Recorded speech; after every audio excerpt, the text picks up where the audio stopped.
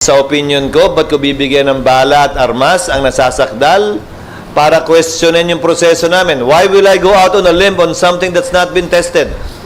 Why will I do something that hasn't been done before? Lahat ng sinasabi kong gagawin namin, nagawa na dati ng Senate as an impeachment court o nagawa na ng Senate kaugnay sa ibang function namin kabilang ng SET. Hindi isang bagay na iniimbento ko lang ngayon sa ngalan ng impeachment complaint kay VP Sara. Ba't ba siya naiba? Sir, Hindi siya espesyal. Ang tingin ko, hindi espesyal na impeachment to tulad ng mga pinagdaanan naming impeachment complaint. Kasunod ito, nanindigan si Senate President Cheese Escudero sa naging press conference ngayong araw na mananatili pa rin sa una niyang nabanggit na schedule ang pagsisimula ng impeachment trial laban kay Vice President Sara Duterte. Ibig sabihin, pagkatapos na nga ng State of the Nation address ng Pangulo o sa Hulyo na magsisimula ang paglilitis sa Vice Presidente.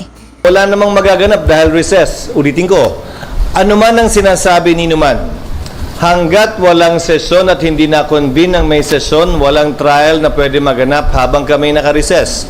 Klaro at maliwanag sa rules namin yan.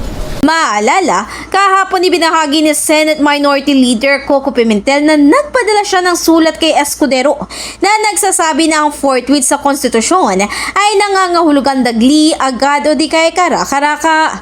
Maliban pa roon, sinabi pa ni Pimentel na maaaring mag-convene ang Senado sa sarili nito kung umabot sa malaking bilang ng mga senador ang pumayag rito.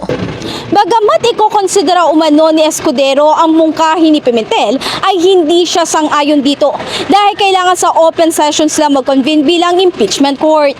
Samantala, may mock setup na rin ang Senado sa posibleng maging mukha ng kanilang session hall sa panahon nga na mag-convene sila bilang impeachment court.